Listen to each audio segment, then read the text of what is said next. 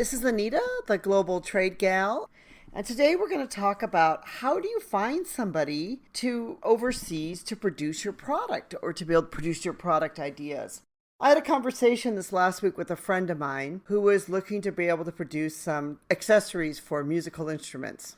And he started asking me about, where do I go? How do I produce it? And the more I could tell the more I got talking to him, the more he's like, oh, well, maybe this is a lot more complicated. I'm like, well, yeah, here's the things that I would look at. Here's the things that I would want to make sure of. And I don't really know this industry.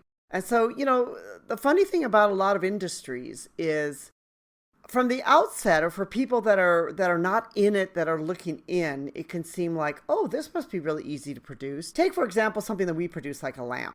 Most people might think like, oh, this must be easy. All you need is a base, you need some electric, you need a shade.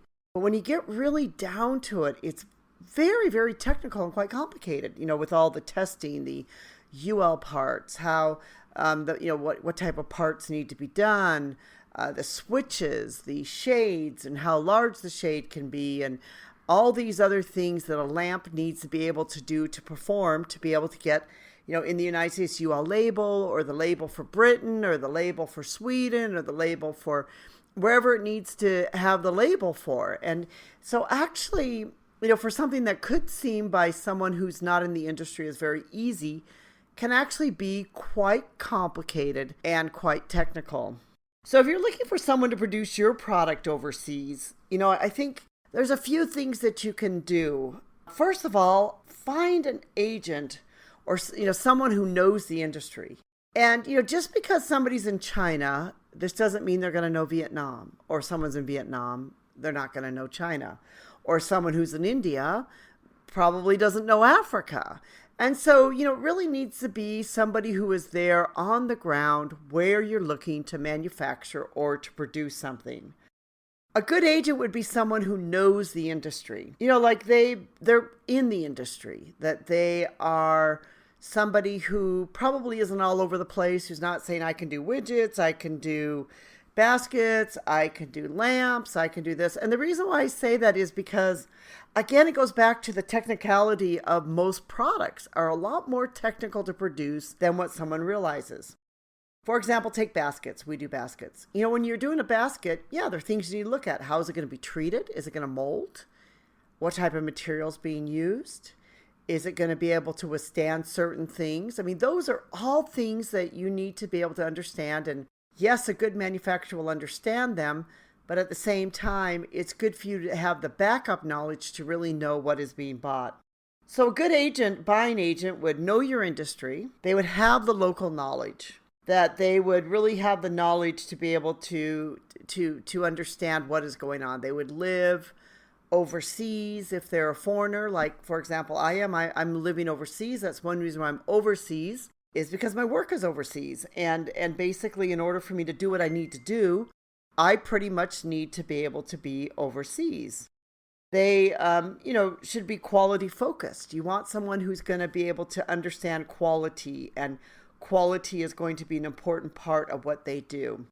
For example, if you're looking to export something like wooden toys, they should know the rules, the regulations, the legal side of things, the compliance issue with toys. Because I could tell you right now, toys, there's a whole lot of that stuff. And if somebody doesn't know that stuff, it's going to be a problem. And it could be a problem when you actually bring the goods into the United States, or another country. You may not have the proper paperwork. And so that's going to become a problem for you too.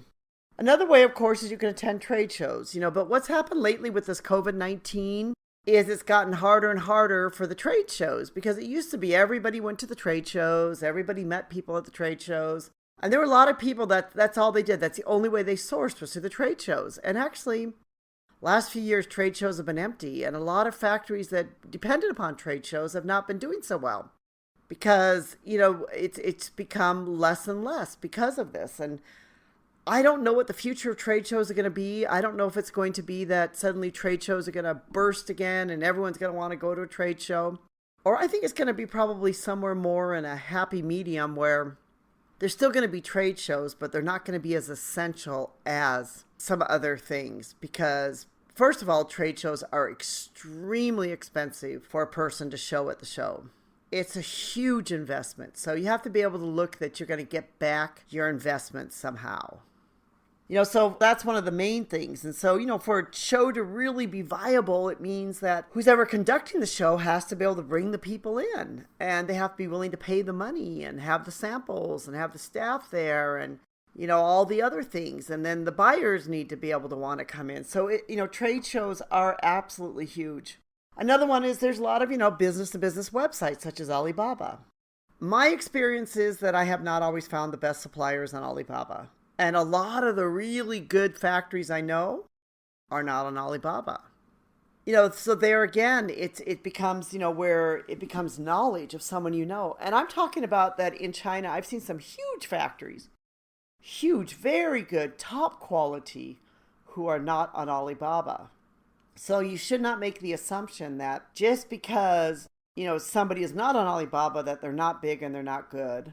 Or that Alibaba is the only place, because that is not at all true. That is, again, why going back to number one, if you have a good buying agent or somebody who really knows what they're doing, they will know all those factories without knowing Alibaba, because it's usually those factories that are not on Alibaba or somebody has a connection to, which end up being the best sources for you to be able to buy from.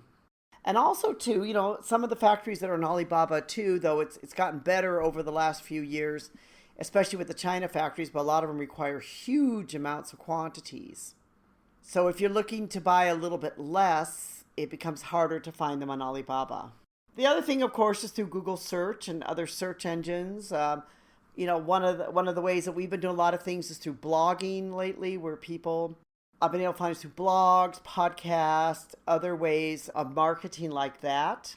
And, that should be, that's another way that you can be able to try to find some sources, contact them, see how it works, see how you're able to work with them. Do they send you prices? What do they send you? That type of thing.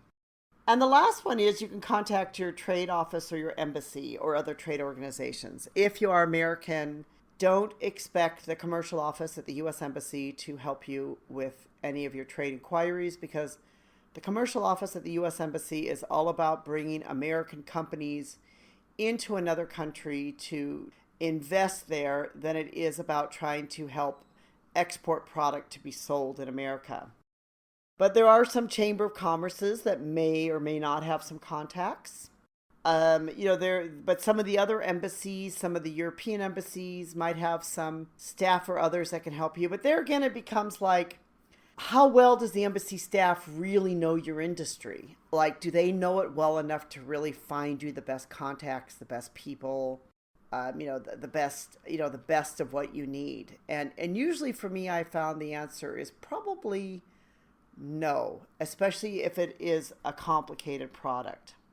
One of the other ways, and if you can get this, which is one of the hardest ways, is to try to get referrals from people that are in your industry. I mean, you'd be surprised how many people have asked me and said, can you just give me this or tell me this, or, hey, we're friends, you tell this to me, and I'll be like, no, I'm not going to tell you. So it really depends upon whether someone that you know in your industry, someone who's already buying, considers it a trade secret, or will they give it to you because they feel like, it could be good. Maybe it will help them in some way. So if you know somebody who's already importing a product similar to yours, and maybe you're not super competitors, they might be willing to be able to give you some information. So, this is, as you can tell by this, that it's not always an easy thing. Even for us that are over here in Asia and we're on the ground and we're sourcing products, I can tell you that sourcing, procuring, and finding products is actually quite a difficult thing to do. And I suppose there again, if it was easy, everybody would be doing it because it would just be so easy. But generally, it's really quite a difficult thing. So I guess my number one advice would be don't get discouraged, just keep going at it. If you keep plugging away at it, you will find the right person, but just understand that it may take time. And the first person you meet, or the second person, or the third person, even the fifth or sixth, may not be the right person. And the other advice I would give is don't just source one, check out several people and then go with who you think is the best. because, it's really not always an easy thing. And even for, like I've said, those of us that are over here, this is not necessarily the easiest part of business. It can be hard to find the right supplier. This podcast is sponsored by Mondoro. We create, develop, and manufacture home decor and home furnishing products in Asia with a social conscience. We'd love to have you check out our blog at mondoro.com and sign up for our newsletter. We'll put a link below in our description so you can easily go there. If you've enjoyed this podcast, please give us a thumbs up and leave us a review. This really helps. Thank you again for listening.